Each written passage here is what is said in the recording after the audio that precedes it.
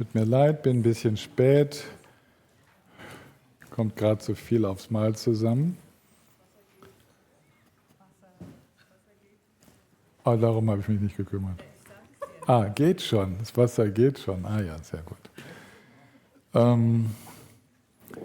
Kleine Ankündigung für morgen.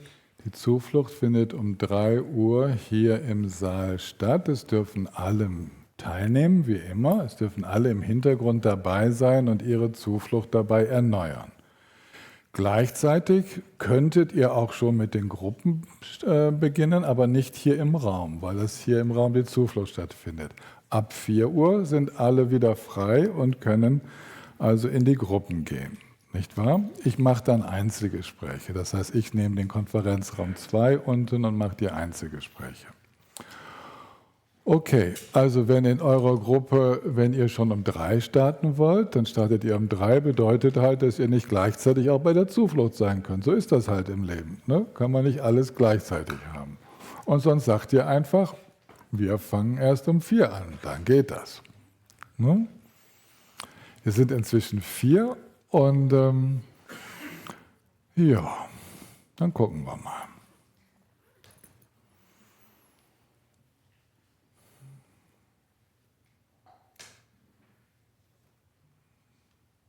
Gab es noch was anzukündigen? Das war's, ne? Ob die Zuflucht übertragen wird?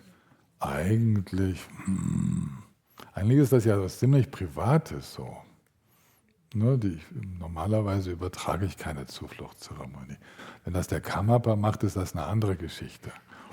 Ja, aber nö. Das heißt, ihr habt frei.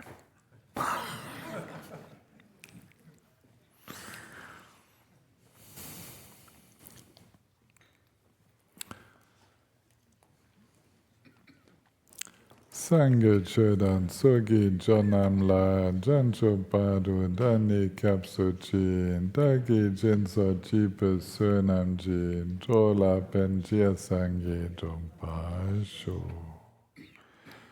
Semchen Tamje Devadan Deva Jodan Dempa Jojin Dunai Dam Dunai Jijudan Java Jojin Tunai mepen deva dampa daminda vajaji nirin chadan nidan java tanam champola mepa joji Peden save lama rimpoche dagi chiva peden denshala kaden champen gona jesante kusunto ginen jum tsandus.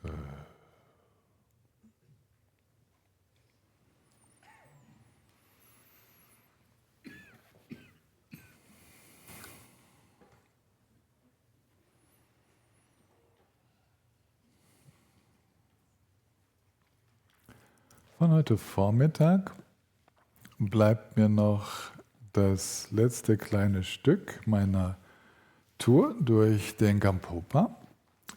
Das mache ich gerade noch mit euch fertig. Wisst ihr noch, wo wir waren? Strebender Erleuchtungsgeist? Da gab es doch was. Kapitel 10 war der strebende Erleuchtungsgeist. Streben, auch noch soweit klar, vielleicht hat ja so auch so Streber, ist ja jetzt nicht gerade die tollste Assoziation, die man so hat, wenn man das Wort Streben hört. Wollen wir mal so sagen, das ist eine Aspiration. Ja, also wie mit dem Einatmen, ja, daher kommt ja das Wort, das füllt mich, das erfüllt mich, da möchte ich hin. Ja, so, das ist damit gemeint. Aspiration Bodhicitta. Und dann war das doch, wenn dieser Wunsch stark wird, dann ist ja klar, der führt dann direkt in eine Praxis. Also ein starker Wunsch, der wartet dann nicht lange mit dem Umsetzen. Ne? Also wenn ich wirklich nach Indien will, dann beginne ich mal schon zu gucken, wie komme ich denn dahin und spare, kaufe mir das Ticket, was auch immer. Ne? Ich leite die ersten Schritte ein, ich begebe mich auf den Weg. Das heißt, der Weg ins angewandte Bodhicitta, in den angewandten Erleuchtungsgeist, der geht recht schnell und wir sind unterwegs als Praktizierende, die sich noch nicht so recht auskennen, aber hoch motiviert sind. Ihr kennt das aus Betrieben, falls ihr mal ein Unternehmen geleitet habt oder ich gucke gerade zu dir, du hast Referendare, die hochmotiviert ihren Unterricht geben und in dieser hohen Motivation geht auch manchmal was schief. Ja? Und das ist bei den Bodhisattvas und Bodhisattvas genauso. Ja? Also hochmotivierte Helfer und Helferinnen in der Welt, die noch viel zu lernen haben, aber sind auf dem Weg. Und nur wenn man den Weg auch geht, lernt man dazu. Also dieses Mut zum Risiko, das gehört mit dazu. Ja, wir werden Fehler machen, das ist ganz klar. Und das gehört mit dazu. Gibt keinen fehlerlosen Einstieg in die Praxis. Gibt es einfach nicht, für niemanden.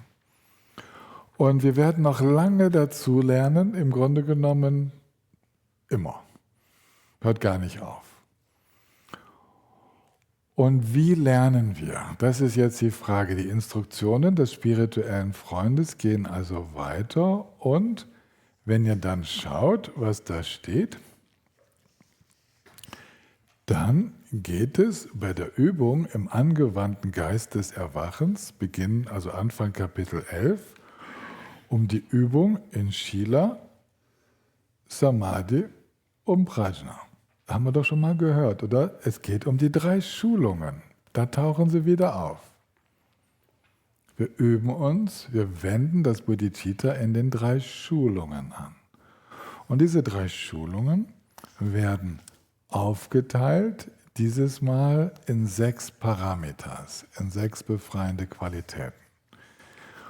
Und die haben wir gemeinsam. Ja, diese Qualitäten werden nicht immer in derselben Reihenfolge und die Nummerierung ist nicht ganz die gleiche. Es gibt manchmal eine Liste von 10 und manchmal 6 und so. Und wenn ich die Paramitas aus dem Theravada, also aus dem Pali-Kanon und aus dem Mahayana zusammenfüge, dann komme ich auf insgesamt 15 befreiende Qualitäten, die zu praktizieren sind. Da habe ich auf der Ekayana-Mediathek auch einen Text zu abgelegt. Ein Text zu den 15 befreienden Qualitäten kommt auch demnächst in dem Buch.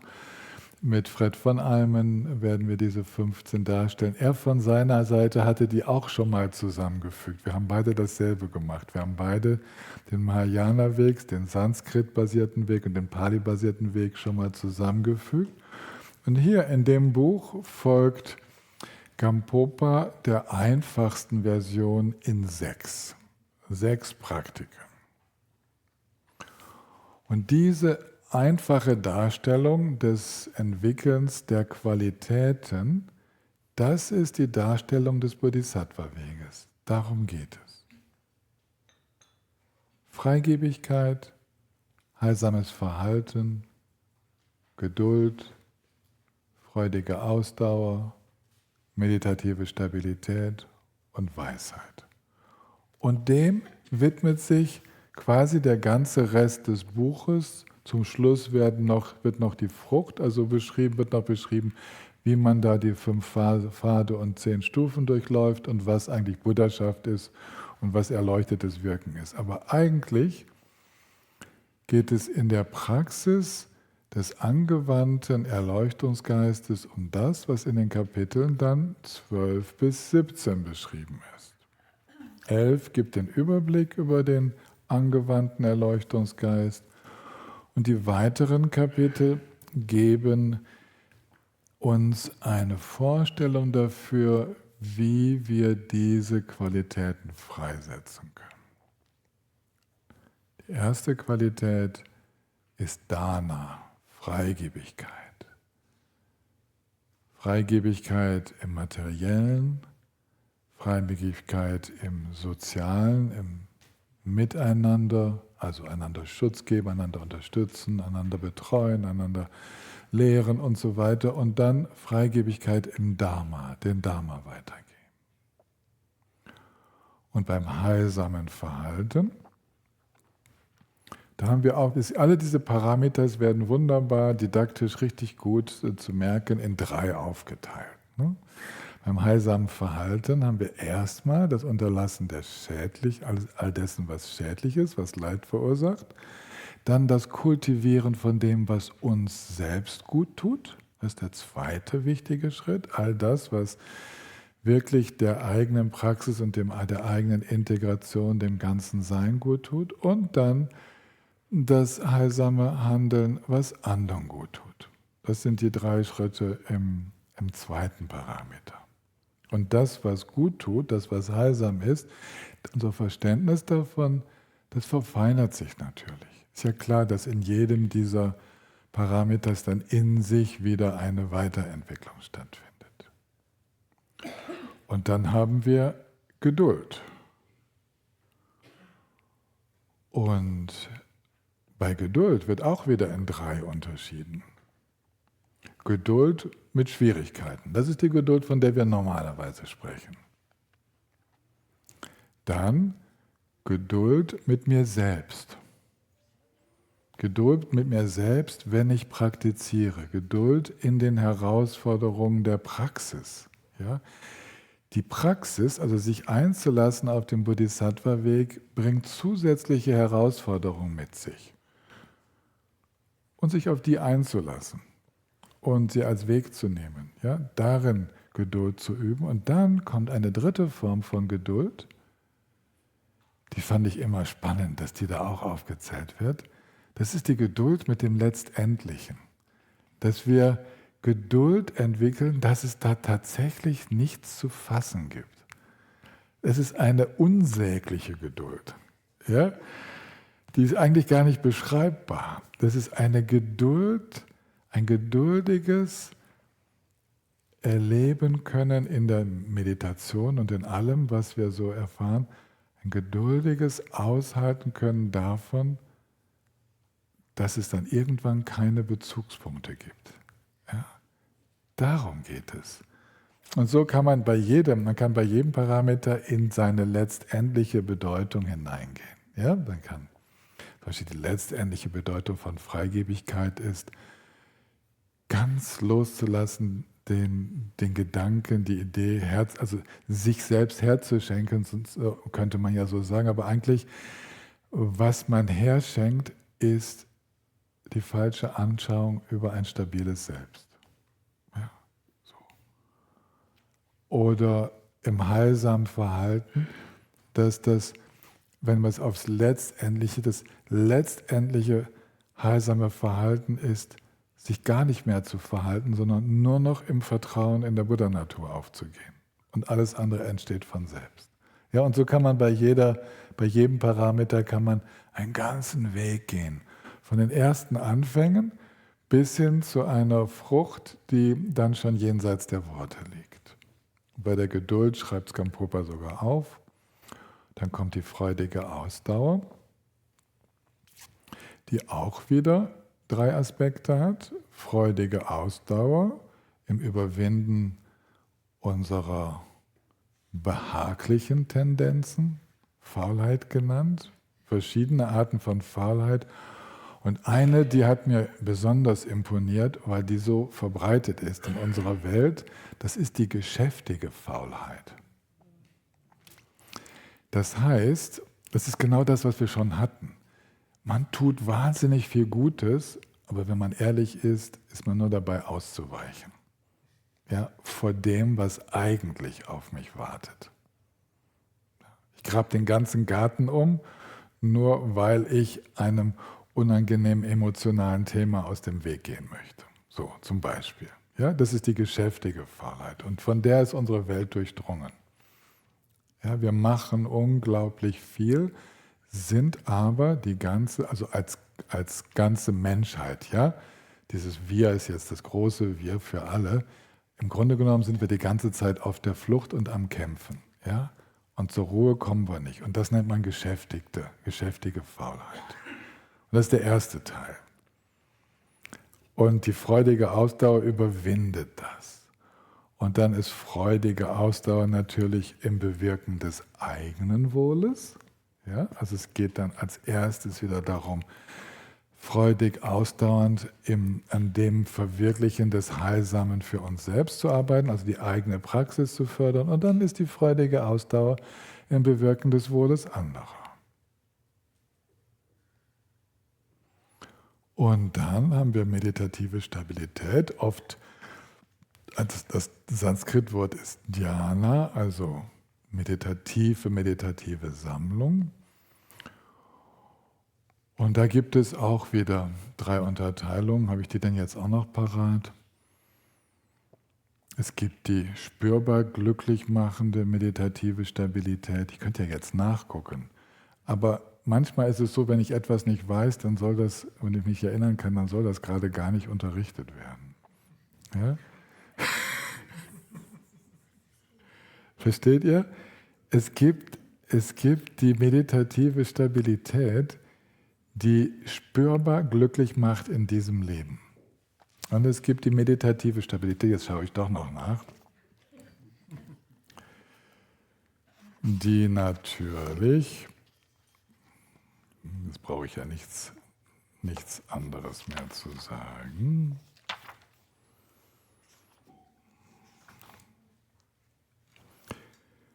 die Qualitäten hervorbringt.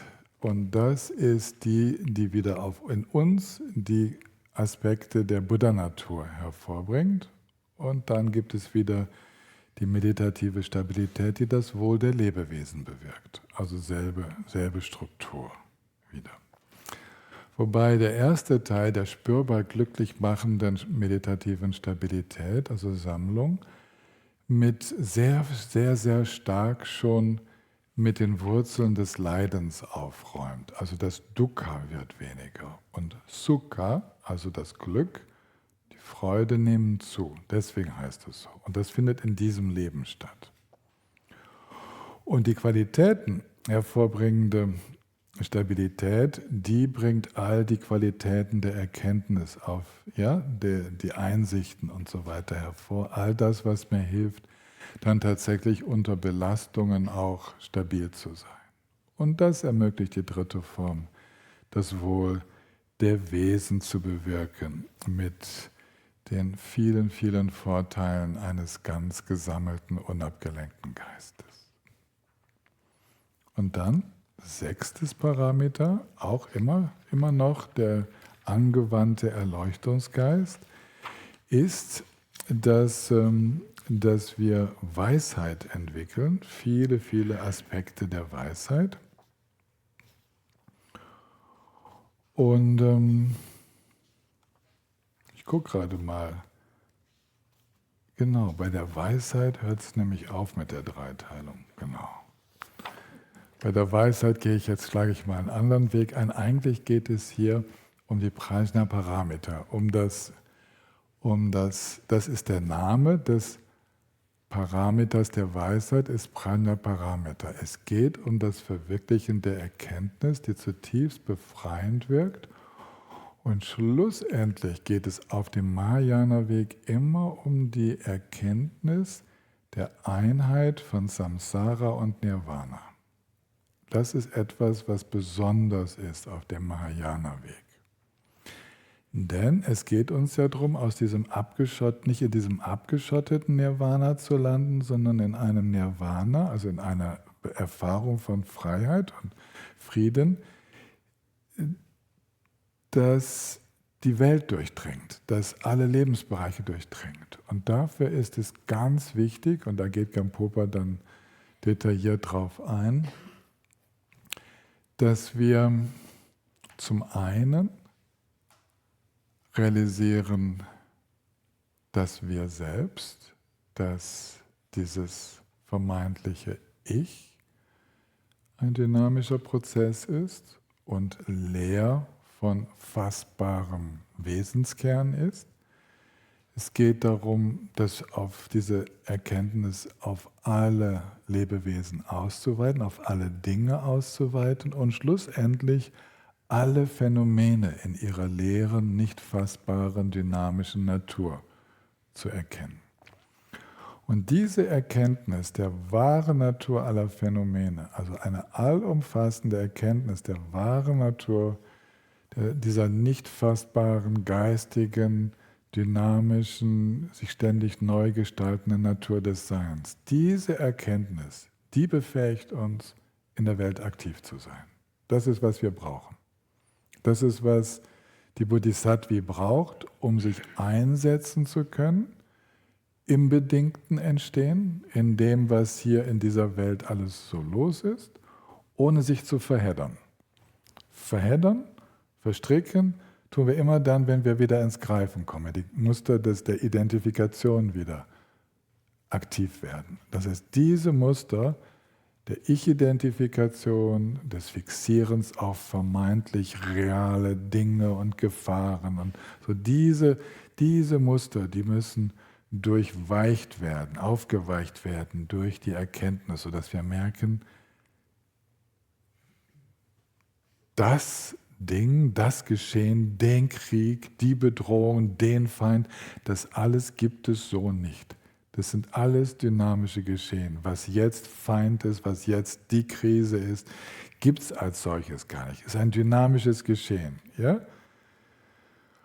Und dieses Geschehen lässt sich beeinflussen. Im Außen ist es nicht stabil und innerlich, wie das erlebt wird, ist völlig offen.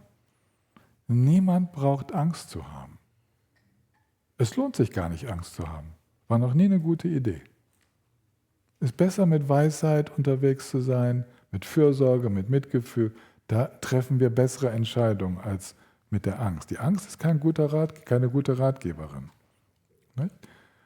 Und diese innere Freiheit zu merken, ja, in der bedingten Welt bricht zum Beispiel gerade alles zusammen. Ja, wenn es so weitergeht, ist dieser Planet in 100 Jahren kahl oder sonst was. Ja, keine Ahnung, was ihr dafür, Dynamiken seht. Okay, und jetzt in Panik zu geraten? Hilft das was? Nee, muss gar nicht sein. Innerlich ist eine Freiheit da. Die Bedingungen werden gesehen. Ich habe jetzt nur einfach ein x-beliebiges Beispiel rausgenommen. Ja? Was in der Welt passiert, wird gesehen.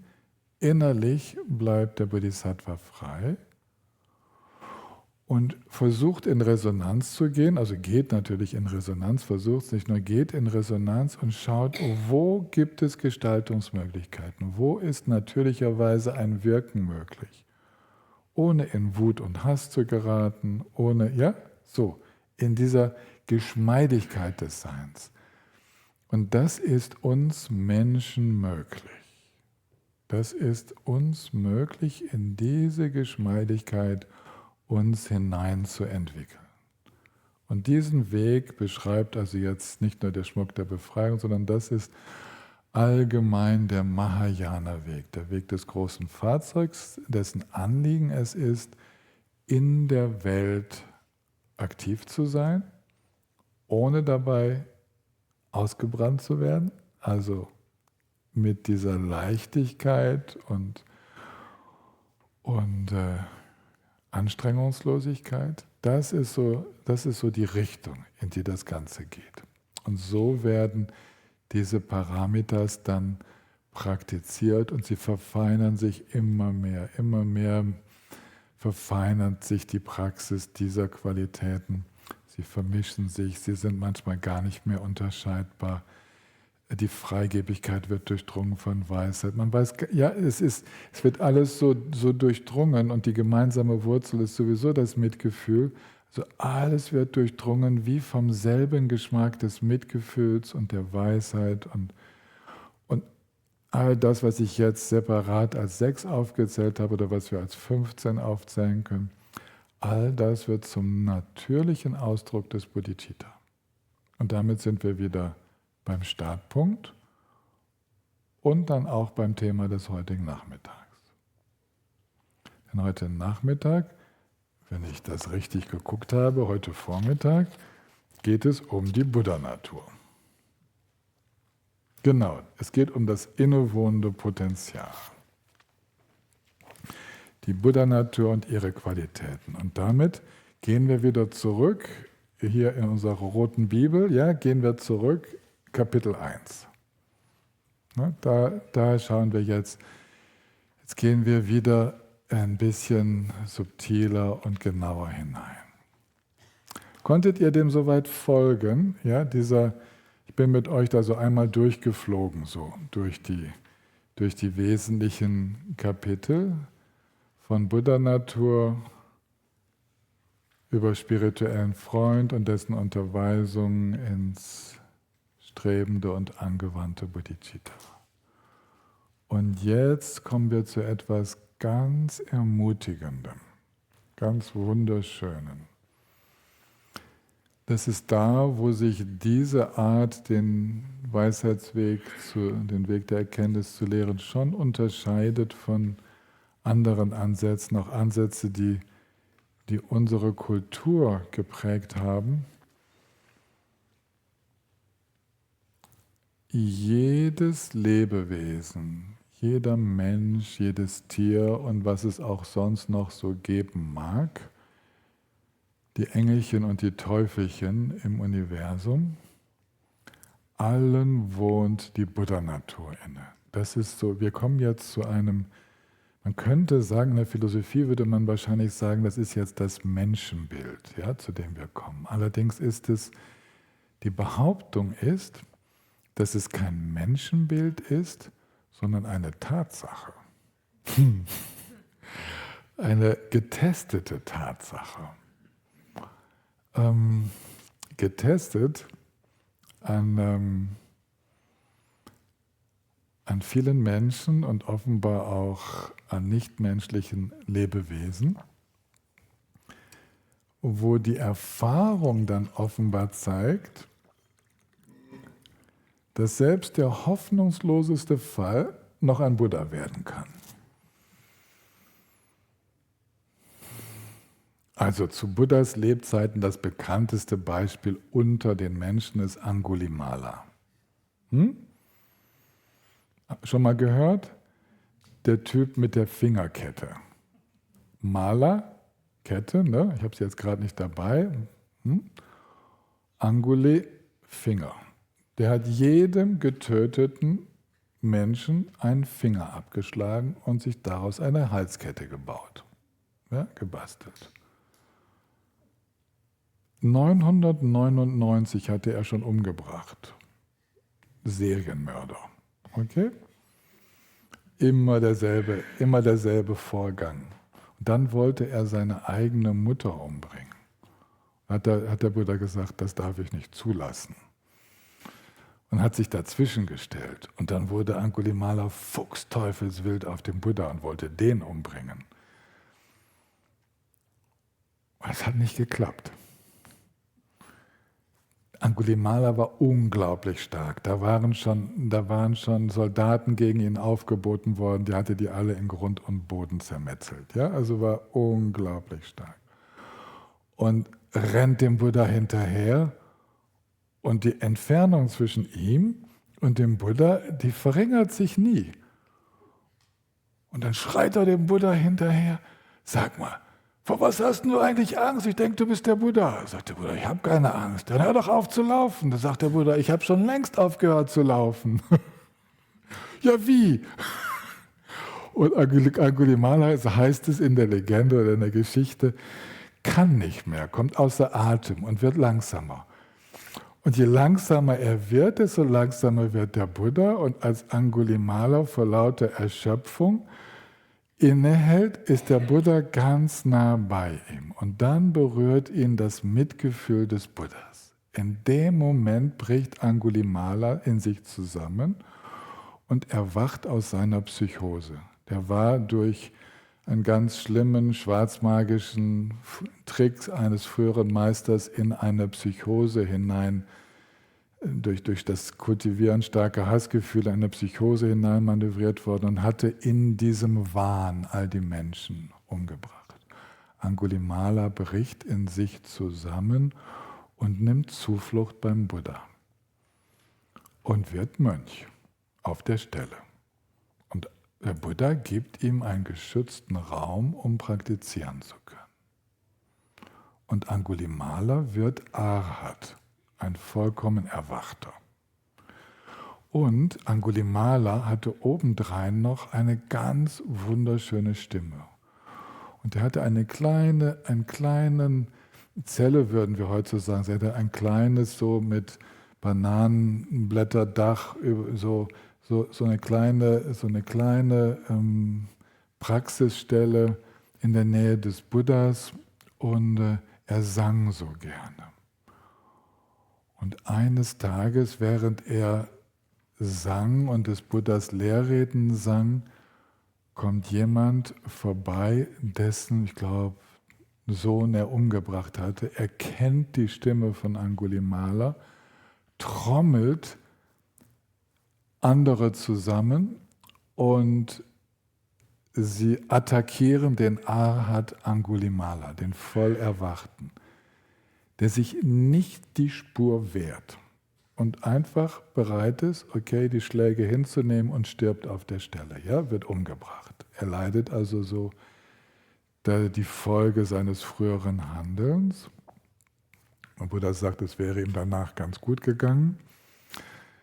Ja, brauchen wir uns keine Sorge zu machen, aber das ist wohl die berührendste Geschichte, so, die sehr, sehr gut überliefert ist, weil die ganze Sangha natürlich wusste um das, was Angulimala getan hatte und weil die Obrigkeit, die versuchte, ihn zu kriegen und der Buddha sich vor ihn stellte und sagte, nein, der geht schon seinen Weg, ich kümmere mich drum. Und dann kam es dann schlussendlich doch dazu, dass er ihn nicht schützen konnte. Ja? Und eigentlich, also es gibt viele andere Geschichten, aber das ist so die berühmteste. Und eigentlich zeigt uns das, wie damals der Buddha wusste, dass in diesem Serienmörder ein guter Kern ist. Also ein Beispiel, eins von vielen, wo klar wird, der Buddha glaubte nicht an Ursünde oder etwas nicht zu reinigendes oder schwer zu reinigendes, sondern wusste, dass die Schleier sich lüften können, dass sie gereinigt werden können, dass pures Gold zum Vorschein kommt. Und zwar in jedem. Und das hat er mit vielen, vielen Menschen, hat er das so gelebt und den Weg gezeigt, wie die verschiedenen Menschen ihren persönlichen Weg gehen können, um ihre wunderbare Buddha-Natur so freizulegen. Und jetzt fragen wir uns natürlich, ja, warum ist die Buddha-Natur nicht offenkundiger in dieser Welt, wenn sie doch in allen von uns steckt? Ja, wieso läuft dann das hier alles so schräg? Oder steht auf dem Kopf und man kann nicht mal mehr von schräg sprechen, sondern es läuft in eine völlig entgegengesetzte Richtung als das, was man heilsam nennen würde. Und da gibt es eine schöne Fünfteilung in 5 verschiedene Arten von Potenzial, inwieweit das Potenzial schon zugänglich ist und welcher Art dieses Potenzial erstmal ist.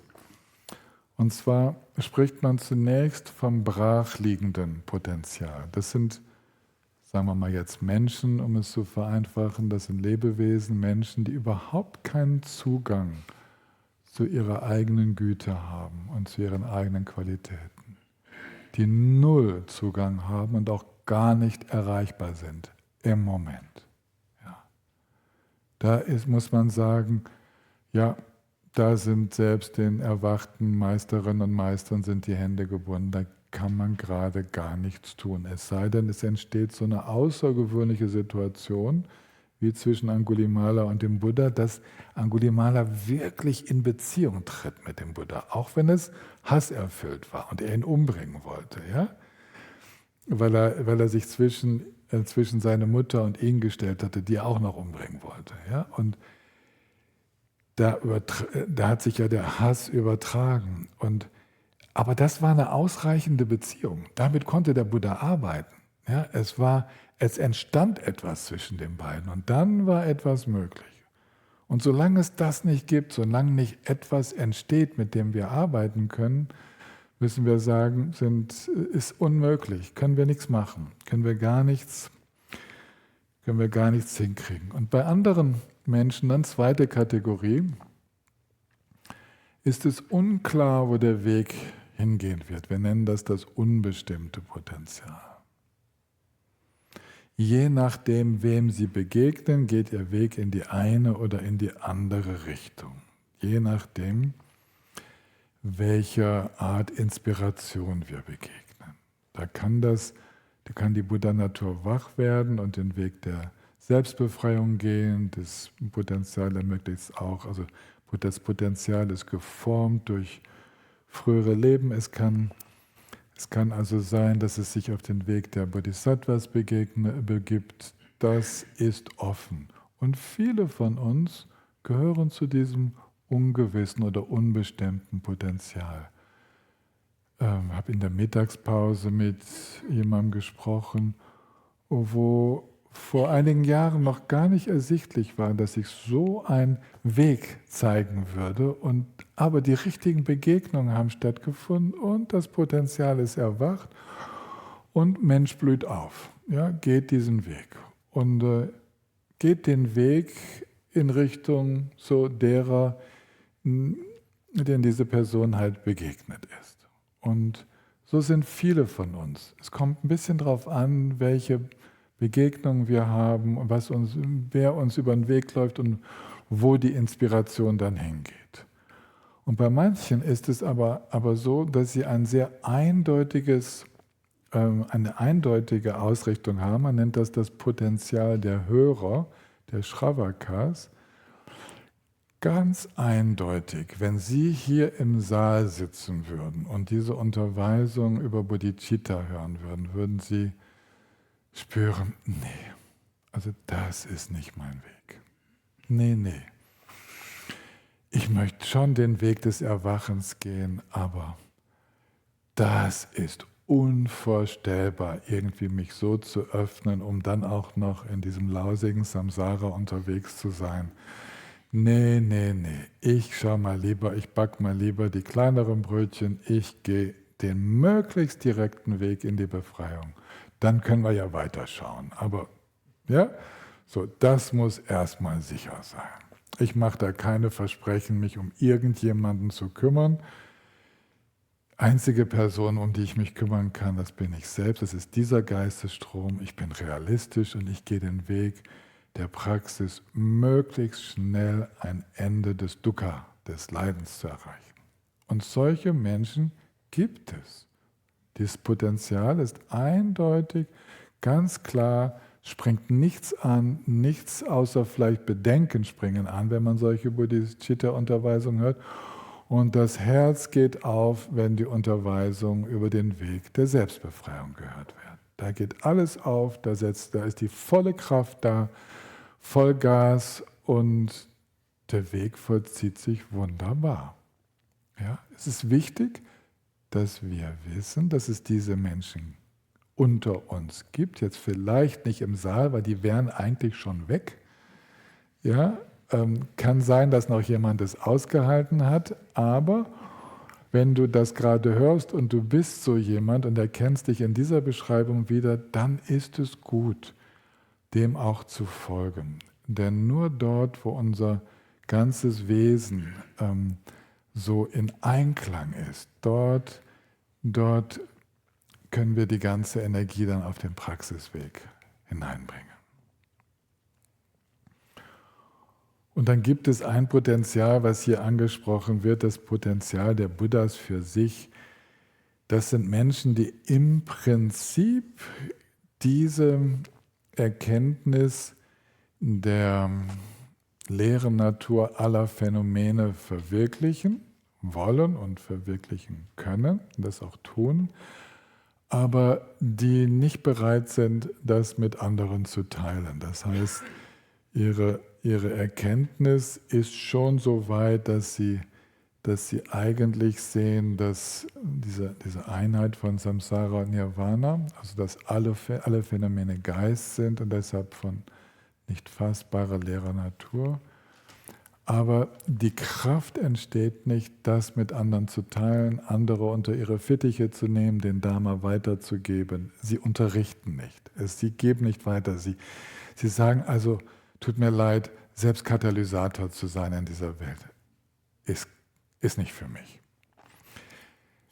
Diese Sorte Mensch scheint ausgestorben zu sein, aber vielleicht also hin und wieder begegne ich mal jemandem, der so ein bisschen den Geschmack davon hat, aber meistens ist es auch nur eine vorübergehende Geschichte und wenn sich emotionale Muster etwas mehr lösen, dann geht der Weg in Richtung Bodhisattva weiter, im Normalfall. Und dann gibt es das eindeutige Potenzial des großen Fahrzeugs bei Praktizierenden, die von diesem allumfassenden Bodhicitta inspiriert sind. Das eindeutige Potenzial ist, du hörst zum ersten Mal etwas über den Weg der Bodhisattvas und dieses Bodhicitta. Und statt zu denken, oh nee, verflixt, wo bin ich denn hier gelandet, sagst du, endlich drückt mal jemand das aus, was ich schon immer spürte und überall eigentlich ohne es zu wissen gesucht habe. Das ist es. Da möchte ich lang. Das ist mein Weg. Ja, also das ist so als man behauptet, man sagt, das ist aufgrund früherer Kontakte aus früheren Leben, ich kann das ja auch nicht nachprüfen, da ist schon so eine Kraft aufgebaut, dieses Potenzial ist in einer Weise bereit für diesen Weg, sich so vollständig einzulassen, dass alles danach ruft. Und man erkennt es später daran, weil so eine initiale, so eine anfängliche Inspiration erleben viele. Aber man kennt dieses Potenzial später dann daran, dass es tatsächlich auch diese freudige Ausdauer aufbringt, all die Hürden zu nehmen, ja? All die Schwierigkeiten zu durchstehen, die auf dem Weg der Praxis tatsächlich auch zu meistern sind. Und dass das Bodhicitta nie in Frage gestellt wird. Das ist das Zeichen dafür, dass dieses Potenzial, wirklich Bodhisattva zu sein, schon tief in uns angelegt ist. Okay, ich wollte euch das einfach mal so darstellen. Das findet ihr beschrieben im ersten Kapitel von Gampopa.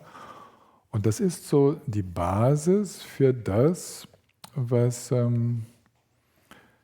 ich hier mit euch teile. Dieser Dharma-Grundkurs, den wir miteinander teilen, ist ein Mahayana-Grundkurs. Also ist großes Fahrzeug, Bodhisattva, Bodhisattvi, Unterricht. Ja? Das ist, was wir hier miteinander teilen. Deswegen werden wir immer wieder mal Bezug nehmen auf das ist so die Schale, das ist so die Motivation, die Einbettung, in der die gesamte Praxis stattfindet, dass wir zumindest in diesem strebenden Bodhicitta unterwegs sind, dass wir das spüren, das inspiriert mich eigentlich, das ist etwas, wo ich hin möchte, weiß noch nicht recht wie, ist auch nicht dieses Feuer und Flamme des voll entwickelten Potenzials, des Bodhisattva-Potenzials, aber ich spüre in mir, etwas tut gut. Ich habe zwar total Angst, wieder meinem Über-Ich aufzusetzen, diesen Rettergenen in mir, diesem Helfersyndrom und nennt es, bin da gebranntes Kind, da will ich nicht wieder rein, ja, aber ich würde gerne einen gesunden Weg finden, so in der Welt zu sein. Ja, den Weg, den würde ich gerne finden. Und tatsächlich scheut es mich nicht, ich kriege keine Panik, wenn ich darüber höre, dass es schlussendlich gar niemanden gibt, der erwacht. das jagt mir nicht so einen Riesenschrecken ein. Ich finde es vielleicht sogar eher erleichternd. Ja? Dass es eigentlich auch der ganze Praxisweg so gehen könnte, dass gar nicht so viel aus der ich-geborenen Anstrengung heraus zu leisten ist, sondern dass der Weg sich vor allen Dingen dadurch vollzieht, immer mehr Vertrauen in die eigene Grundnatur zu entwickeln. Das ist nämlich die Essenz des Weges. Vertrauen in die eigene Grundnatur zu entwickeln. Dieses Vertrauen, das entsteht, indem wir immer mehr Erfahrungen damit sammeln, dass sich dieses Potenzial tatsächlich zeigt, wenn wir nur Raum geben dafür. Wenn wir nur, wie man so sagt, loslassen oder es zulassen. Wenn wir nicht mehr die ganze,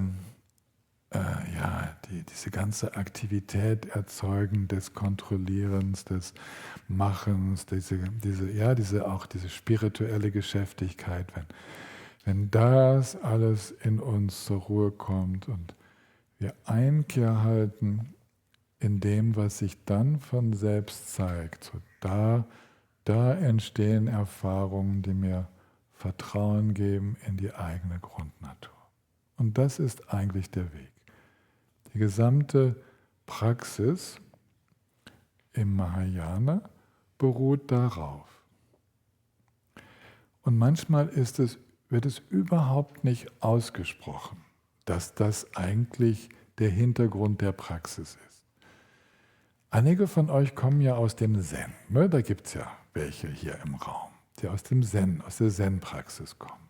Zen ist berühmt dafür, dass man viel still sitzt, möglichst unbeweglich in schwarz-weißen Räumen, die möglichst wenig ablenkend sind und mit einer ziemlichen, soll man sagen, kontinuierlichen Disziplin unterwegs ist, ohne viel Erklärungen zu kriegen. Eigentlich ist, also Zen-Praxis ist ein Mahayana-Weg, okay? Die Ordination als Zen-Mönch oder Zen-Nonne ist eine Bodhisattva-Ordination. Das zentrale Versprechen in der Ordination als Zen-Mönch oder Zen-Nonne ist nicht das Zölibat, das gehört seit ein paar Jahrhunderten nicht mehr dazu. Dafür ist ein japanischer Kaiser verantwortlich. Das zentrale Versprechen ist, den Bodhisattva-Weg zu gehen. Und tatsächlich ist die zentrale Praxis im Zen, sich einfach hinzusetzen.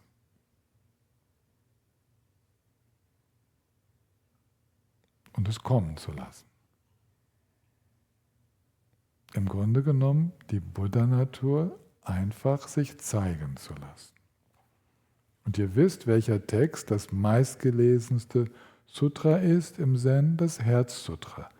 Die kurze Form der Prajnaparamita-Sutren. Ja? Also das Herzsutra, was das Herzstück dieser Prajnaparamita-Unterweisung auch bei Gampopa ist. Das ist die zentrale Rezitation. Das, was bis zum geht nicht mehr mit dem Rhythmus, mit dem Holz und so weiter im Rhythmus rezitiert wird. Und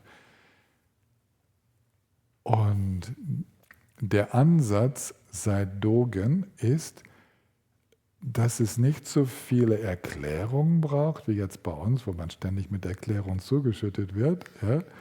Es braucht nicht so viele Erklärungen, sondern ein paar Erklärungen wie dieses Herzsutra und der Rest zeigt sich dann von selbst.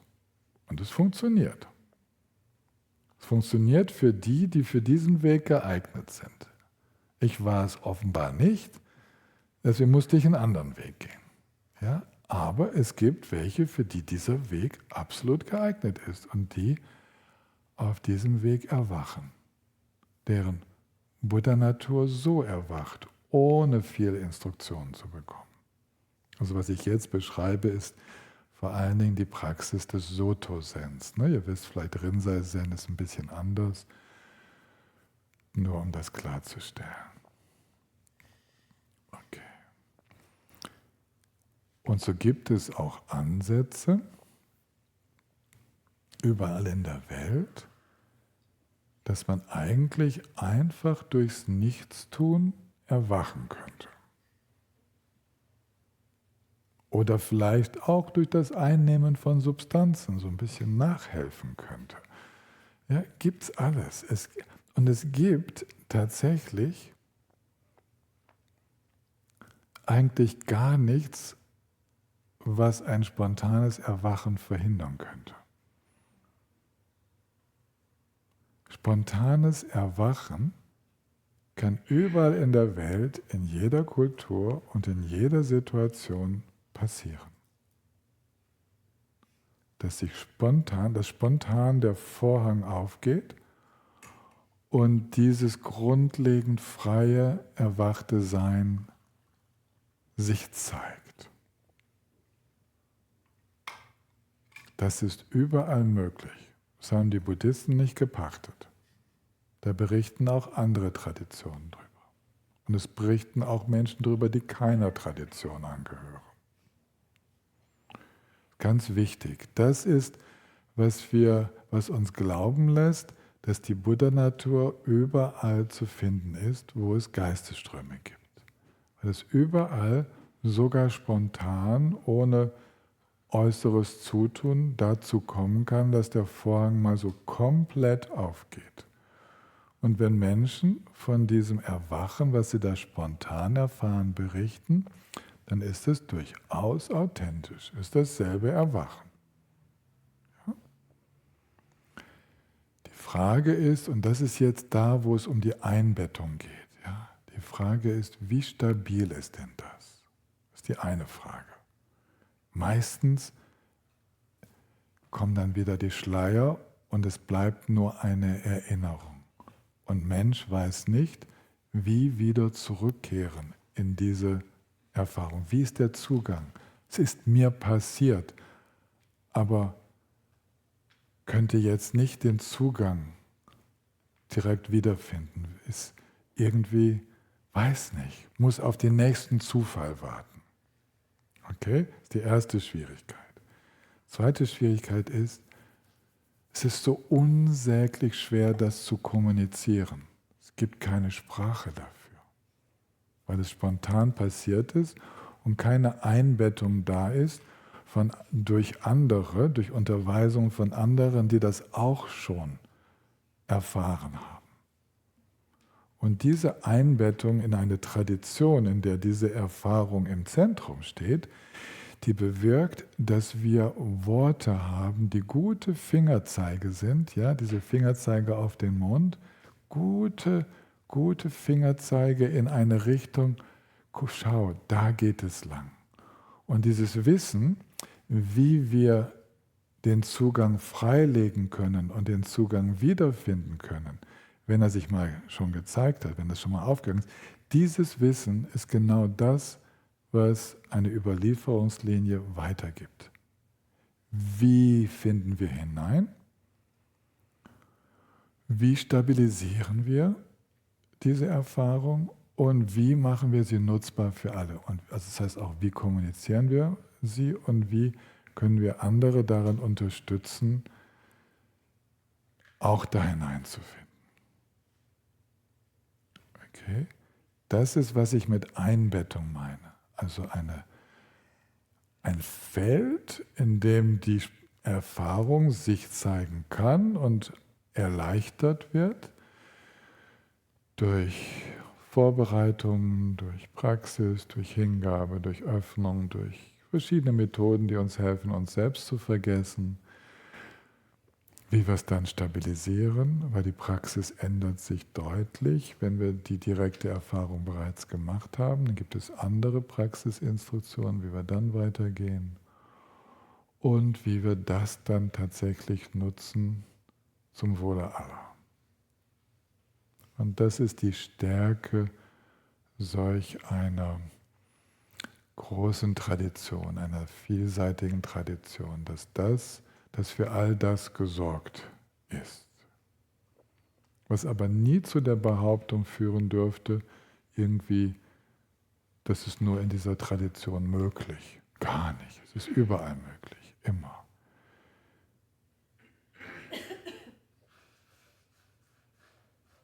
Okay. Zeit für eine Pause. Das war jetzt schon so das Thema für heute Nachmittag. Wir haben wieder noch 2 Stunden, wie viel haben wir jetzt noch? 1 Stunde vor uns. Wir werden nach der Pause ein bisschen meditieren und dann haben wir Zeit für Fragen. Könnt ihr nochmal zu all den Dingen fragen, die jetzt Thema waren. Also 4:15 geht's weiter. 4:45, so auf unserer Uhr sind das so etwa 12 Minuten. Und Zoom-Teilnehmenden etwas tut. Schön, wenn ihr Zeichen eurer Präsenz zeigt. Das ist ganz wunderbar. Wir werden jetzt gleich ein bisschen meditieren. Vermutlich gibt es so eine Meditation. Kannst du auch den nächsten Bildschirm noch zeigen, wer auf dem zweiten Bildschirm noch so auftaucht? Ja, schön. Schön. Wir werden eine Meditation vermutlich machen, da geht es in Richtung Vertrauen in die Buddha-Natur. Das bietet sich irgendwie an, oder?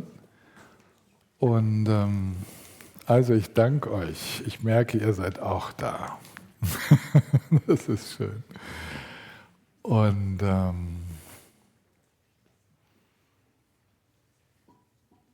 ich habe so überlegt, woher ich dieses felsenfeste Vertrauen habe in die Buddha-Natur. Ich habe so überlegt, woher kommt das eigentlich? Das ist nicht durch Hörensagen entstanden. Das ist entstanden durch diese Erfahrungen.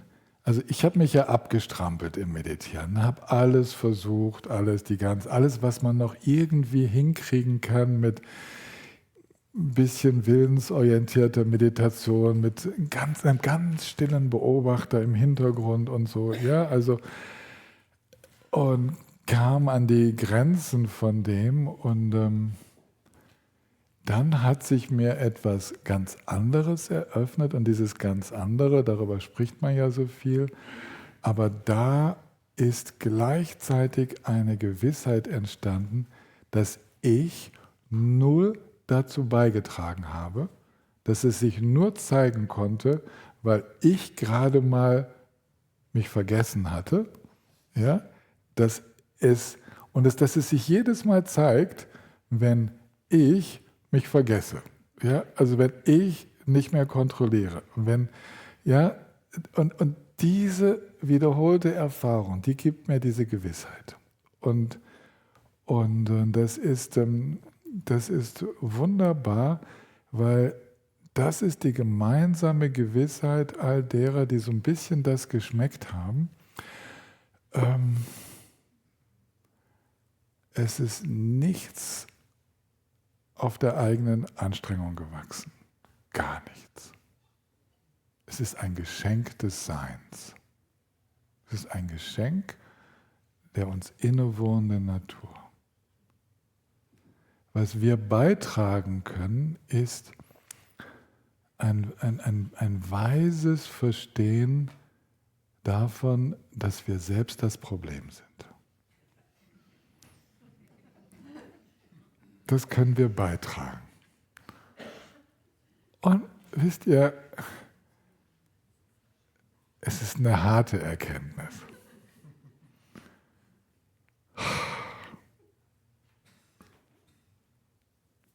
Und dann diese Weisheit auch noch dieser Weisheit eine Kehrtwende in der Praxis folgen zu lassen, wo es nicht mehr darum geht, die eigene Praxis aufzubauen, sondern das natürliche Sein zuzulassen.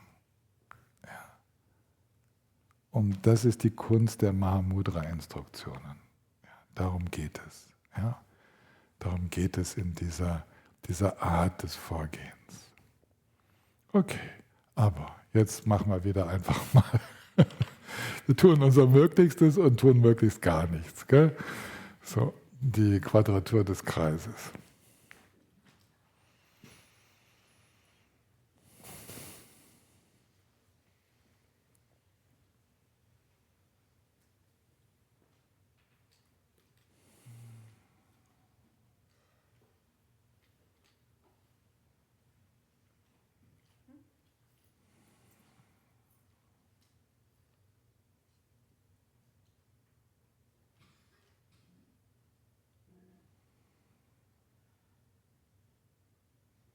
Also es ist jetzt schon alles gesagt, gell? Ihr könnt jetzt einfach so sein. Einfach sein. Und auch, wenn ihr dabei an den Rand der Schläfrigkeit kommt oder sogar jemand, speziell bei den Zoom-Teilnehmenden, einschläft, es ist kein Problem. Die Buddha-Natur schläft mit. Also ich meine, die schläft nie, aber die ist mit dabei. Ja?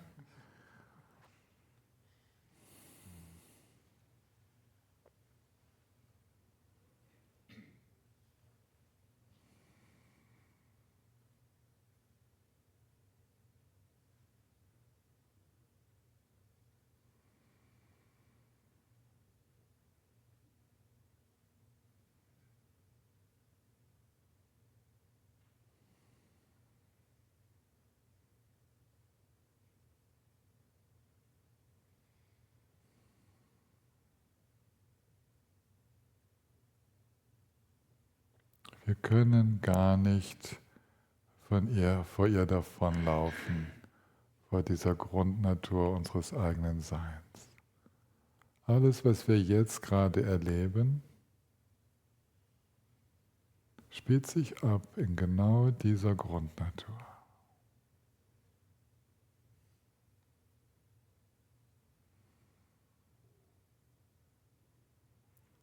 Unendlich weit und zugleich dynamisch. Eine Fülle des Erlebens bei völliger Stille.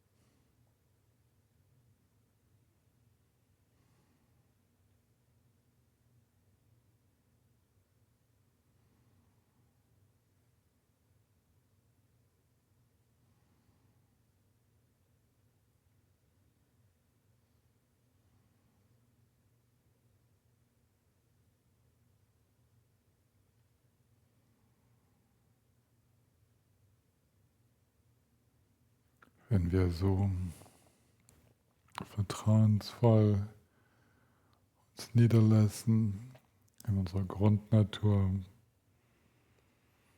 dann ist ein Teil davon diese Entspannung, dieses uns nicht mehr anstrengen. Und der andere Teil ist, dass wir uns öffnen. Und dieses, dass wir uns öffnen, wirkt der Müdigkeit entgegen, wirkt der Schläfrigkeit entgegen. Also sein lassen und in die Öffnung gehen.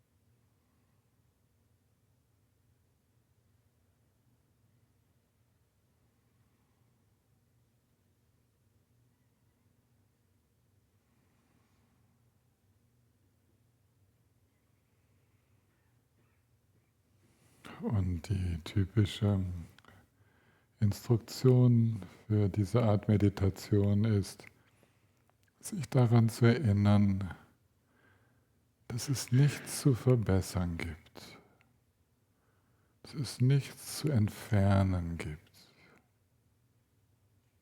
also nichts zu vermeiden, nichts zu kultivieren. Dass alles in seiner Grundnatur, in seiner wahren Natur sich von selbst befreit. Und zwar befreit sich alles in seiner eigenen Natur. Muss ich nirgendwo anders hingehen. Es ist bereits die Natur der Dinge, der Erscheinungen, keine Substanz zu haben. Und genau das ist es, was sich ständig vollzieht. Dynamisches Erscheinen ohne Substanz.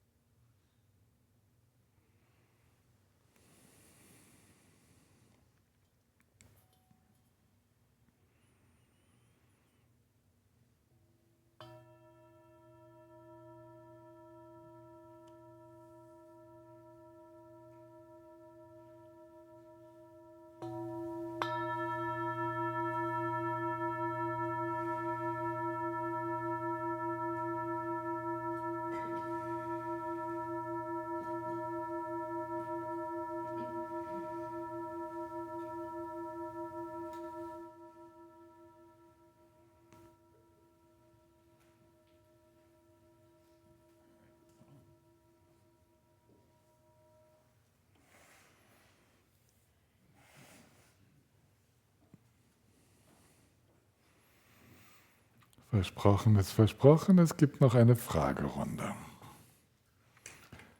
Also, ihr seid wahrscheinlich schon parat, gell? Würde jemand diese Aufgabe übernehmen des Stafettenträgers?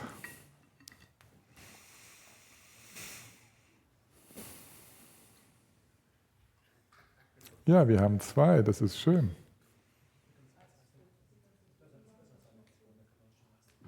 Mhm. Wo geht's denn hin? Wer hat denn ein bisschen was mitzuteilen? Oh, Manuel. Okay, gut, weiter.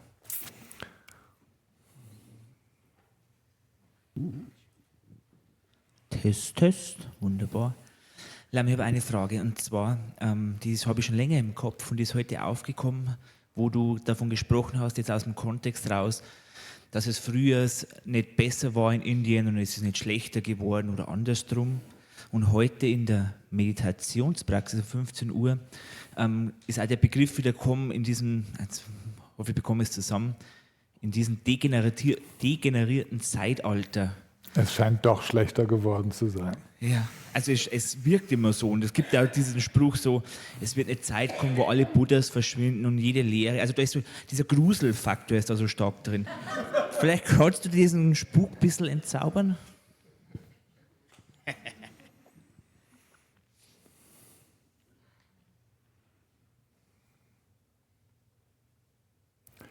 Es ist schlimm auf einer anderen Ebene. Es ist nicht, dass die Menschen früher weniger Gräueltaten verübt hätten als heute. Das ist es nicht, was sich geändert hat. Aber die Fähigkeit der Menschen zu vertrauen hat abgenommen. Die Fähigkeit der Menschen, sich überhaupt zu sammeln und präsent zu sein, hat abgenommen. Ja, das sind so. Ja, und das bewirkt eine ganze Menge anderes. Ja? Das kann man so sagen wohl. Ja? Insgesamt ist es immer seltener dass Menschen eine natürliche, spontane Hingabe erleben, die dann auch durchträgt. Ja? Menschen beginnen so oft irgendetwas und brechen es dann ab. Ja? Dieses Dranbleiben, diese Ausdauer, die Belastbarkeit, das alles hat sich sehr, sehr geändert. Und es ist nicht so gruselig, aber wenn du genau hinspürst, ist es schon sehr gruselig. Ja? Ist nicht so toll. Nee. Nochmal kurz zusammengefasst, das ist auch dann degeneratives Zeitalter. Das ist, was gemeint ist. Ja, das habe ich jetzt nicht auswendig parat, das, was wir das degenerierte Zeitalter nennen, da gibt es 5 Faktoren, die degenerieren, die werden genauer aufgezählt. Ja? Okay.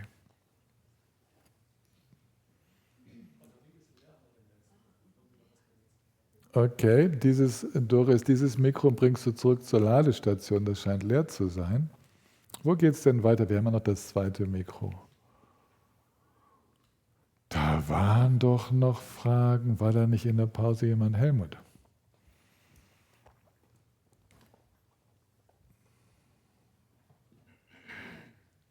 Eure Fragen müssen ja nicht unbedingt einfach so Fragen sein, sondern dürfen auch einfach den Wunsch ausdrücken, ein Thema zu vertiefen. Nicht wahr? Das darf auch einfach sein. Helmut? Also mich hat dieses Thema Buddha-Natur schon berührt, ja. Und ich hatte mal gelesen bei diesem abgetrennten Potenzial, da ist ein Satz, ja, bei Gampopa, ja, wo Buddha zueinander spricht. Würde jemand, also dem die Voraussetzungen für die Befreiung von Leid fehlen, an die Buddhas denken und dabei auch nur eine einzige Blume gegen den Himmel werfen? So würde er als Frucht Befreiung erlangen. Dieses Bild, eine einzige Blume gegen Himmel werfen.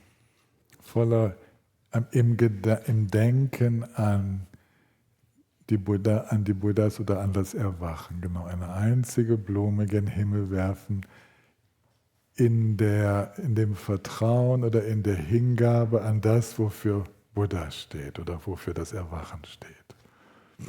Mhm. Du würdest so gerne noch ein bisschen mehr dazu hören.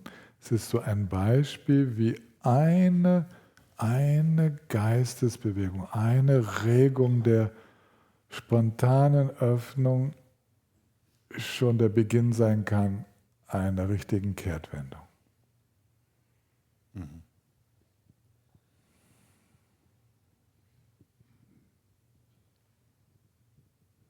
Dankeschön. Ja, ist das so okay? Ja. Ich habe den Johannes hier vorne gesehen, jetzt streckt der Richard. Aber ich gucke immer nur in die Richtung, also ihr helft mir dabei. Test. Ich habe das Bedürfnis, nochmal 2 Themen zu verbinden, über die du heute gesprochen hast. Du hast heute Morgen einen Fokus gesetzt auf Selbstfürsorge.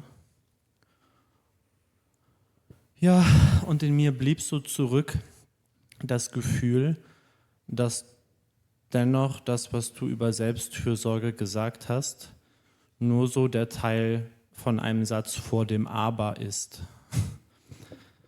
Also du hast über Selbstfürsorge geredet und dann hast du doch viel geredet auch über, was es auch vielleicht alles nicht ist, über Faulheit, über so. Und das fühlt sich nicht richtig an für mich. Das Erleben ist eigentlich ein anderes, das hast du später dann auch gesagt, als du über Bodhicitta geredet hast. Das Erleben ist eigentlich, wenn es so eine richtige Zuwendung gibt, sich selbst gegenüber, dann entsteht das andere eigentlich von selber. Also dann entstehen vielleicht die heilsamen Handlungen von selber, dann zeigen sich ganz viele Qualitäten. Und ich hätte das schön gefunden oder ich wünsche mir, deswegen sage ich das, diese Verbindung nochmal, weil ich das Gefühl habe, nach die Selbstfürsorge gehört so ein Punkt eigentlich erstmal und kein Komma. Ja, das ist dein Gefühl. Nun ist die Welt aber schon weitergegangen. Die Welt ist so, dass Selbstfürsorge und Selbstmitgefühl schon seit 2, 3 Jahrzehnten intensiv unterrichtet werden. Also wir haben damals in den 80er Jahren damit bewusst angefangen und das wurde sehr, sehr ausführlich schon dargelegt und ich habe jetzt die Gelegenheit zum ersten Mal genutzt, über die Exzesse zu sprechen, über das, was tatsächlich dann wie wieder unsere Ich-Bezogenheit als Ausrede nutzt. Ja, und das hat dir natürlich nicht so geschmeckt, das verstehe ich. Und nachher habe ich dann keine Bemerkung mehr gemacht, aber jetzt muss ich tatsächlich sagen, ja, diese Warnung in den Raum gesetzt, hey, schaut auch mal hin, Selbstvorsorge ist nicht einfach nur Punkt, sondern Selbstfürsorge geht gleichzeitig immer auch in die Verantwortung für die anderen um mich herum. Und wenn Selbstfürsorge bei einem Punkt aufhört, ist sie nicht komplett. Dann schließt sie die anderen aus. Und das ist der Punkt, das ist das Anliegen, was ich hatte, zu sagen, hey, ja, Selbstfürsorge, aber dann bitte mit dem Einbeziehen des ganzen Umfelds. Ich weiß, dass das bei dir der Fall ist. Wir sprechen jetzt nicht über was Persönliches, sondern du hast so ein echtes Anliegen und ich weiß, dass ihr ganz aufrichtig so unterwegs seid und das, also ich sage ihr, wir hatten das ja gestern in dem Teachers Training davon, deswegen habe ich auch heute darüber gesprochen. Ich weiß, dass ihr als Gruppe Menschen, die jetzt angesprochen wart, habt eigentlich das als eine Korrektur erlebt, aus einem Überengagement für andere in eine gesunde Selbstfürsorge zu kommen. Und dass es nicht daran mangelt, an diesem Bezogensein auf andere. Aber tatsächlich erlebe ich als Retreatleiter sehr viel häufiger auch das andere. Und das ist sehr ermüdend. Und dann mit der Ausrede zu tun zu haben, das ist doch Selbstmitgefühl und Selbstfürsorge. Und es ist es nicht wirklich. Und das wollte ich auch mal teilen dürfen. Ja, also das ist schön, dass du das teilst und ich hoffe, dass wir damit zu so einer ausgewogenen Darstellung kommen. Ich fühle mich jetzt gar nicht so inspiriert, jetzt nochmal die Selbstfürsorge zu stärken. Ich denke, das tue ich seit Jahrzehnten und das ist unglaublich stark auch in meinem EPT-Unterricht und so weiter. Ja, das ist also wirklich stark vertreten. Es war mir jetzt zum ersten Mal ein Anliegen, nachdem ich das lange beobachtet habe, das auch mal anzusprechen. Ja, ich leider, wenn ich jetzt weiterreden würde, würde ich noch mehr blöde Sachen sagen.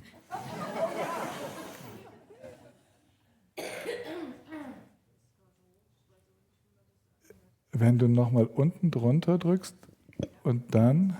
Nochmal Test. Ja. Rede ruhig weiter.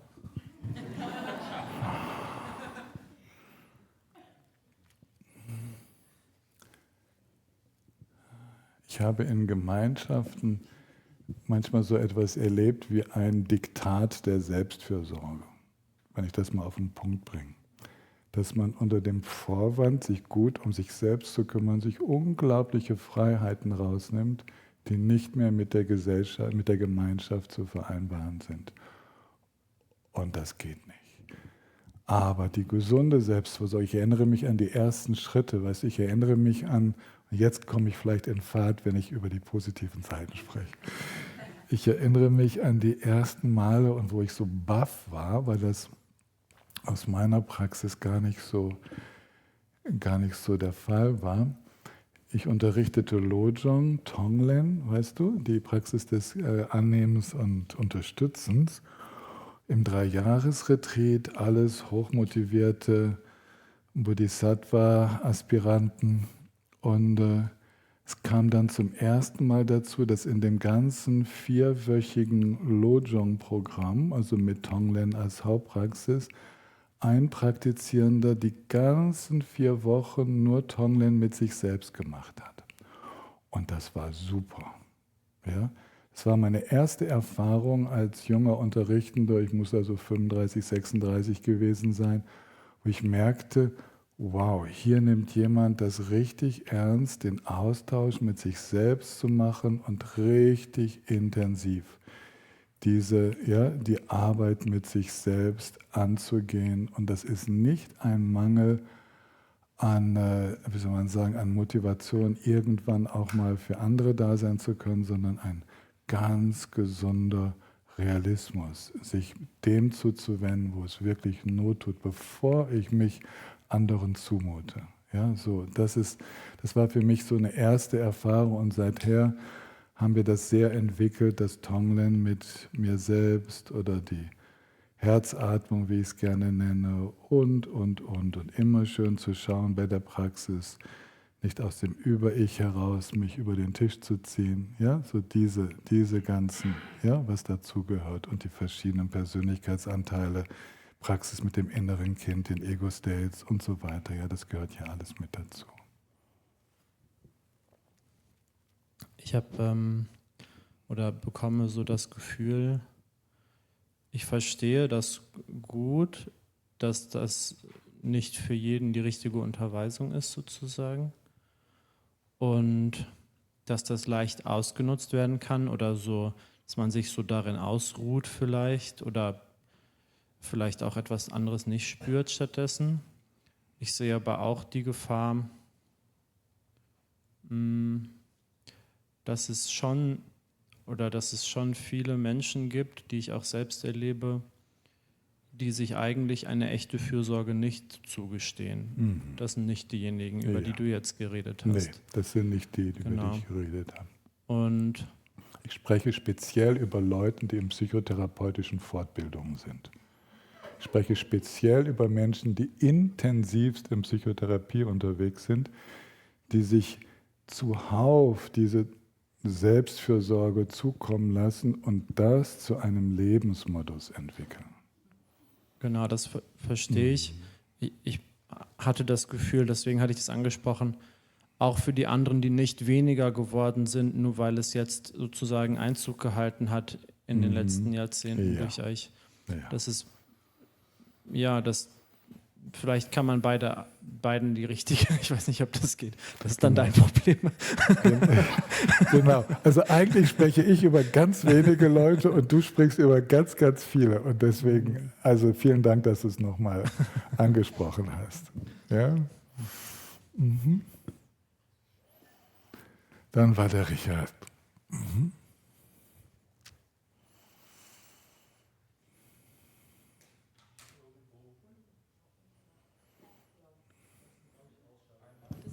Genau. Bla, bla, bla, bla. Einfach angeschaltet lassen am besten. Du brauchst nichts festzuhalten, einfach sprechen.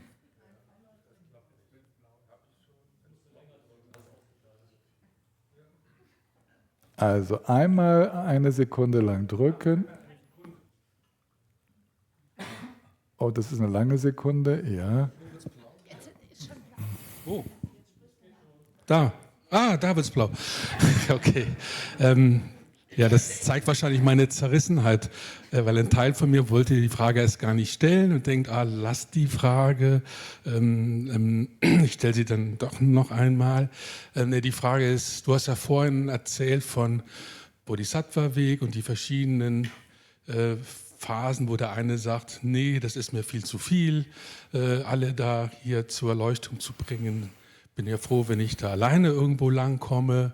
Ich bin, weiß nicht, 15 Jahre lang war ich Mahayana unterwegs, danach 10 Jahre Hinayana oder Theravada. Jetzt mit dir bin ich so ein bisschen Mix unterwegs oder wie auch immer. Und mein Gedanke war immer, also als Mathematiker oder Physiker dachte ich mir immer, wenn ein Bodhisattva 2 andere Bodhisattvas schafft in seiner ganzen Existenz von Wiedergeburten, dann müssten es schon wahnsinnig viele Bodhisattvas geben. Das klingt jetzt ein bisschen ketzerisch, ne? Nach dem Motto, das kann ja gar nicht so richtig stimmen irgendwie so. Also wo sind die alle? Keine Ahnung, vielleicht kannst du es mir sagen. Vielleicht habe ich auch einen Rechenfehler gemacht. Jeder kennt ja dieses Schachbrettbeispiel mit den Reiskörnern, wo da so mehr Reiskörner am Ende drauf sind, als im ganzen Universum da sind. Das ist der eine Gedanke. Der nächste war irgendwie so, denke ich mir dann, vergiss es irgendwie so, weil ich auch mal schon dachte, lass mich doch erstmal meinen Weg gehen. Und wo ist der Unterschied? Also mir kam das auch mal ein bisschen viel vor, alle Menschen befreien zu müssen. Jetzt hast du ja heute gesagt, das fand ich ja schon ganz gut, dass man dann eben als Katalysator wirkt. Das kann ich mir schon besser vorstellen. Also Katalysator. Und ein Teil von mir sagt auch ganz klar, wenn ich wirklich irgendwie eine Form von Fähigkeiten kriegen könnte, um anderen helfen zu können, dann bin ich auch bereit und würde auch viele Leben oder vielleicht auch unendlich viele mit dabei sein. Habe ich gar kein Thema mit. Das wäre ja wunderbar, weil warum soll ich denen nicht helfen, wenn ich doch selber quasi leidfrei bin, so wie du es gesagt hast. Das waren meine früheren Gedanken auch schon, wo ich immer dachte, aber wo ist die Entscheidung auf dem Weg, wo man als jetzt für ein Theravada, Hinayana quasi die Auffahrt verpasst, dass man das machen kann irgendwie so. Und da gibt es so einen Teil, der sagt mir, ich weiß es nicht. Muss es wirklich sein, dass ich immer das quasi als Motivation ein Leben lang mit mir mittrage? Kann ich ja gerne machen, habe ich ja auch kein Problem mit. Wo ist die Entscheidung? Wo habe ich ein Kreuzchen gemacht? Oder wer steht dann da und sagt, hier gibt es vielleicht eine Erleuchtung, kleines Fahrzeug, sorry, nicht mehr wiedergeboren werden oder so. Ich weiß es nicht. Habe ich da irgendein Auge verpasst, dass ich dann was nicht erkennen kann? Es ist vielleicht alles unwichtig. Deswegen weiß ich gar nicht, wie ich die Frage stellen wollte. Also, wo ich einfach denke, ich versuche mein Bestes und... Die Uhr. Oh ja, ich versuche mein Bestes und wenn ich dabei irgendjemandem helfen kann, sei es 1, 2 oder viele, dann würde ich mich drüber freuen. Das ist doch super. Guck mal, da brauchst du auch gar nichts dran zu ändern. Ich finde das wunderschön, wie du diesen Praxisweg beschreibst, wie mal die Motivation dich inspiriert und dann du wieder realistischer wirst und dann, ja, du brauchst gar nirgendwo dein Kreuzchen zu machen. Eigentlich sind es die ersten Sätze, mit denen ich heute die Unterweisung angefangen habe, die da hilfreich sein könnten. Eigentlich geht es nur darum, unnötige Grenzen und Blockaden wegfallen zu lassen. und dann mal schauen, was kommt. Wir brauchen uns nicht zu entscheiden, da geht's lang. Das entscheidet sich von selbst, wenn wir nicht blockieren, wenn wir keine Grenzen aufbauen, dann werden Situationen im Leben anklopfen und wir werden drauf eingehen. Und wenn es nichts anklopft, dann gehe ich ins Retreat und praktiziere und mache sozusagen den Weg der Selbstverwirklichung, ja, der Selbstbefreiung. Sieht dann so aus, aber kaum klopft jemand an, bin ich dann auch wieder bereit zu reagieren. Und jetzt noch zu deinem ersten mit den Zahlenbeispielen. Darüber habe ich mich auch immer amüsiert, weißt du? Es gibt auf diesem Planeten 400 Millionen deklarierte Buddhisten, also gab es vor ein paar Jahren, ist wahrscheinlich jetzt auch schon wieder mehr geworden, von denen etwa 200 zum Theravada gehören und etwa 200 in den Mahayana-Buddhismus. Ja?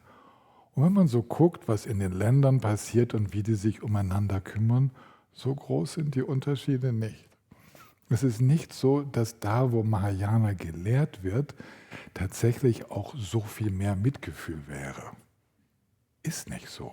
Die Theravada-Buddhisten praktizieren unglaublich viel Metta, Karuna und so und sind in einer ganz liebevollen Schwingung unterwegs. Da können wir uns als sogenannte Praktizierende des großen Fahrzeugs, können wir uns auch was abschneiden davon. Also schlussendlich schmunzle ich immer so ein bisschen über die Propaganda des großen Fahrzeugs. Ja? Du hast völlig recht, wenn du sagst, na, wo ist es denn konkret?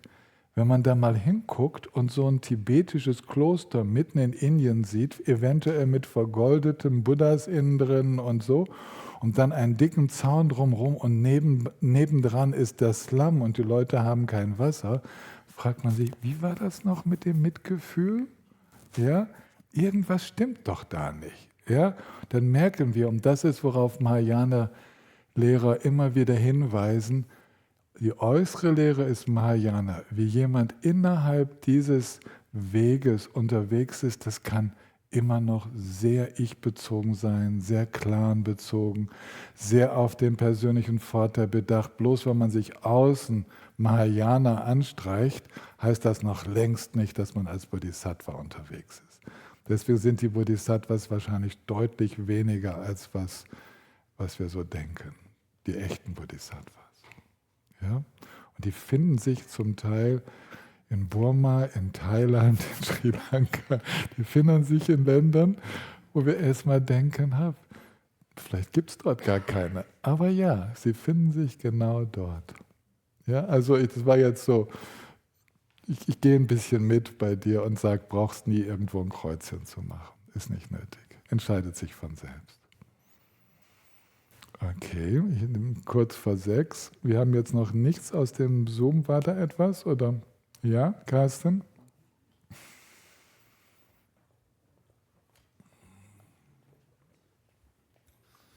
Ja, Elisabeth fragt, Frage, lieber Tillmann, erst einmal ganz, ganz lieben Dank für das wundervolle Teaching. Es ist jedes Mal einfach eine unendliche Inspiration. Hier meine Frage. Es bezieht sich auf das bewusste Lügen. Es gibt ja immer wieder mal Situationen im Leben, gerade wenn traumatische Umstände vorliegen, wo ein bewusstes Lügen auch schützen, sogar Leben retten kann. Wie wirkt sich so eine Situation dann karmisch aus und wie gehst du mit einer solchen Situation um? Ich denke da natürlich unter anderem auch an Situationen, wo viel Gewalt im Spiel ist oder an Menschen, die viel Trauma erlebt haben oder auch als Ärztin, wo genaue Beschreibungen nach einem Unfalltod zum Beispiel für die Angehörigen auch nicht immer hilfreich sind. Vielen Dank für deine Gedanken dazu. Ganz liebe Herzensgrüße, Elisabeth. Elisabeth, ich kann dich sehen. Du leuchtest ja gerade auf. Und in solchen Fällen gehört es sich zu lügen. Okay? Kein Zweifel. Wenn es darum geht, Menschenleben zu schützen oder Menschen vor Trauma zu bewahren oder vor Retraumatisierung zu bewahren oder völligem Verlust des Vertrauens in die Welt und so, dann müssen wir andere Wege finden. Vielleicht finden wir einen Weg, ich gucke jetzt wieder mal in die Kamera, Vielleicht finden wir einen Weg, die Dinge so auszudrücken, dass wir nicht lügen, aber vielleicht nicht alles sagen. Ja, dass wir etwas weglassen, was wir hätten auch sagen können. Also dieses Versprechen, nicht zu lügen, bedeutet vor allen Dingen, dass wir nicht bewusst Unwahres sagen. Es bedeutet aber nicht, dass wir alles sagen, was wir wissen. Das wäre unbarmherzig, ja? Alles zu sagen, was wir wissen.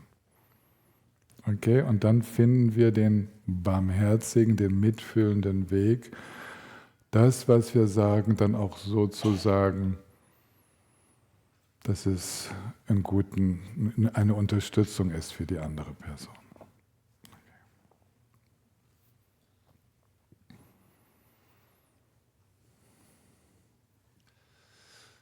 Die Frage von Andreas.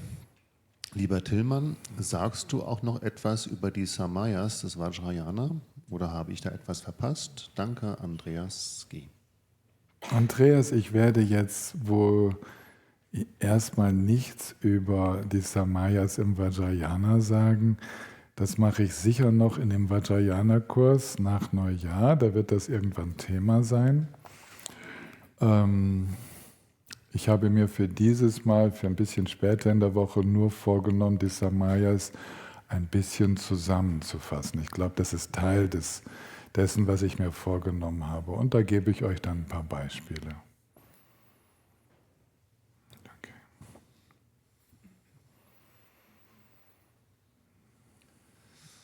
Nathalie fragt, ich weiß nicht, ob das eine Frage ist oder werden soll. Ich sehe bei mir eher das Potenzial, für mich alleine den Weg des Erwachens zu gehen, denn allein das erscheint mir und bei meinen persönlichen Baustellen schon fast unerreichbar. Ich bin allerdings erst letztes Jahr im Sommer auf den Buddhismus gestoßen und seitdem merke ich erst einmal, was bei mir alles schief läuft.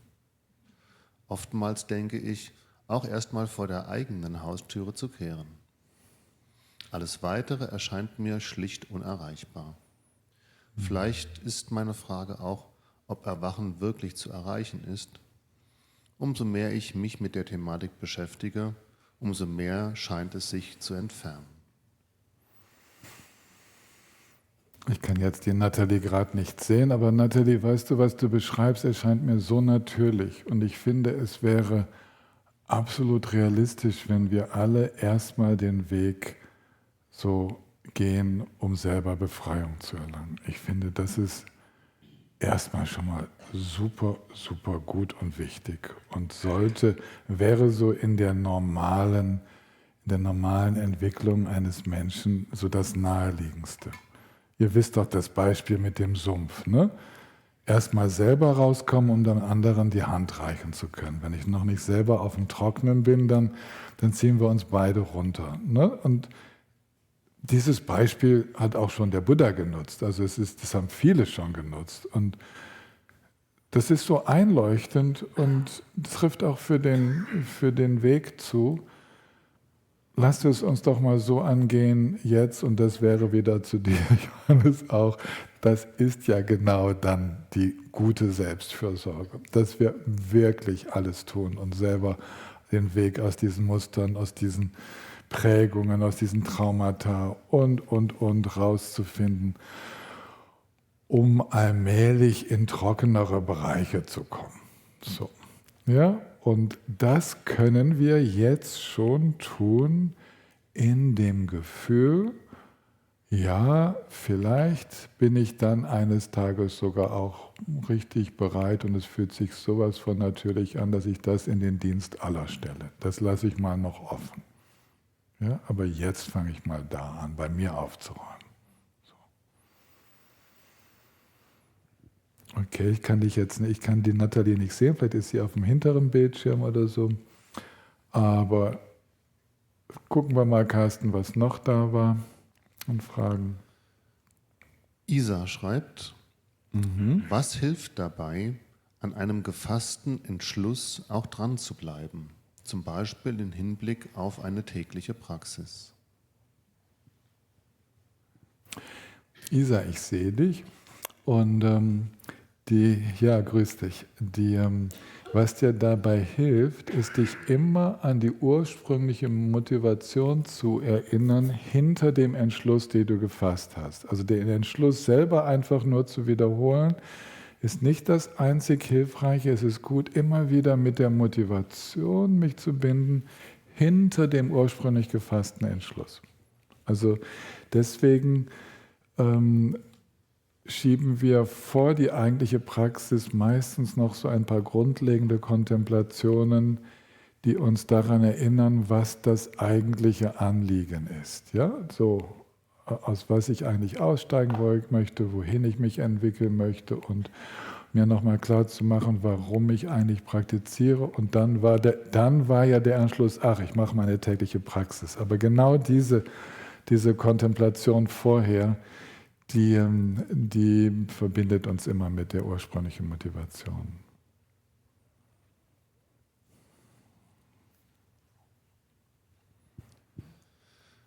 Gunnar schreibt, lieber Tillmann, du verweist immer wieder auf andere, ausführlichere Belehrungen, die du schon früher gehalten hast, zum Beispiel über den Juwelenschmuck von Gampopa. Meine bisherigen Lehrer hatten dazu eine eher strenge Haltung. Für das Studium dieser Texte ist aus dieser Sicht immer erst auch eine formelle Übertragung durch Lesen erforderlich und so weiter. Für mich selbst habe ich dich das durchaus auch als hilfreich erlebt, weil das dem eigenen Drang, alles zu lesen, studieren, was einem gerade in den Weg kommt. Du siehst das offenbar deutlich offener. Kannst du dein Verständnis dazu etwas erläutern? Vielen Dank, Gunnar. Ja, Gunnar, ich sehe dich auch. Du hast ja sogar die gelbe Hand oben. Also grüß dich. Ja, ich sehe das deutlich anders, weil ich bin so erzogen worden, dass es für die normalen Mahayana-Texte diese Textübertragung gar nicht braucht. Das hat im tibetischen Buddhismus hat das so ein bisschen ausgewuchert. Für alles gibt es diese Textübertragung. Es gibt sie ja auch sogar für den Pali-Kanon, das Rezitieren der gesamten Lehrreden des Buddhas ist eine Praxis auch im Theravada. Es gibt sie für alles, aber als Voraussetzung dafür, etwas studieren zu dürfen, gilt das nur für den Vajrayana. So bin ich groß geworden. Und tatsächlich werden deswegen die Vajrayana-Texte bei uns auch nicht öffentlich gemacht, sind nicht zugänglich, während also die meisten, die nicht ohnehin schon im Internet zu finden sind. Das heißt, einen großen Teil der Bibliothek halte ich da so verschlossen, aber diese Mahayana-Texte wie den Schmuck der Befreiung, da wollen ganz, ganz, ganz viele Lehrer, dass die publiziert werden und allen Menschen zur Verfügung stehen. Und da gibt es keinerlei Verpflichtung, den Lungen die Textübertragung dafür zu bekommen, die auch extrem selten gegeben wird. Ich habe die natürlich bekommen und habe die selten auch mal gegeben, aber ich habe die auch weitergegeben. Das ist so im Moment, was passiert. Also normalerweise für Mahayana-Texte darfst du alles studieren, so bin ich groß erzogen worden und es kann sein, dass du einen etwas strengeren Lehrer hast, der dann sagt, nein, alles nur durch den direkten Kontakt. Ne? Du brauchst die Autorisation. Jetzt war es für mich so, dass um diesen Text zu übersetzen, habe ich dann darum gebeten, diese Textübertragung zu bekommen. Wenn ich mich so intensiv mit etwas befasse, dass ich sogar übersetze, dann tue ich alles, was ich kann, um mich mit dieser Segensübertragung zu verbinden. Das heißt, ich würde nicht die Hände an einen Text legen, für den ich nicht so eine direkte Übertragung in irgendeiner Form habe. Ja, das ist schon bei mir auch so. Aber für das normale Studium, fürs Selbststudium und so ist das nicht relevant. Also ich hoffe, das hilft dir so ein bisschen zu sehen, in welchem Spektrum wir da unterwegs sind.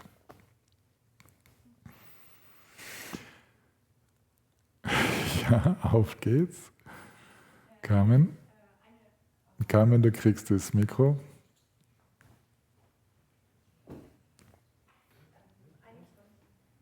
Eine spontane Frage zu der Frage von den Zoom-Teilnehmern. Ich kann doch eigentlich gar nicht nur für meine eigene Befreiung praktizieren, weil sobald ich anfange, heilsame Handlungen auszuführen und mich diesem Thema zu widmen, ist doch allein durch diese Verbundenheit mit allen Wesen doch schon, sage ich mal, eine Art Katalysatorwirkung vorhanden, oder? Ja, du beschreibst da eine ganz natürliche Entwicklung und als Nathalie das fragte, ich denke, das sind Entdeckungen, die noch vor uns liegen, dass wir merken, ja tatsächlich, obwohl ich mich gar nicht darauf ausrichte, Katalysator zu sein, einfach weil ich den Weg gehe, beginnen andere mich anders wahrzunehmen und sprechen mich plötzlich an und nähern sich mir an, um irgendwie da so ein bisschen was mitzubekommen. Und wenn ich das dann nicht verhindere und mich nicht wegbewege, dann passiert genau das, was du beschreibst. Ja. Dann lasst uns widmen zusammen. Sinam de tam jesing panin topne ne penjanam pam jenen kenga nachim balam jumpayi simpen solen jovan jovai shon champen pavun jinta kempanam Kuntu Sangpo de Yang de Shinten, Tenda Kunjin Jesun da Lom Jing, Gewan den Dan Tam Je Dam Tung O Sangye Kusum Nipen Jen Lam Tang, Shene Min Jun Den Pen Jen Lam Tang, Kende Min Jen Den Pen Jen Lam Ji, Jintang o Wamen Lam Jumpai Shu.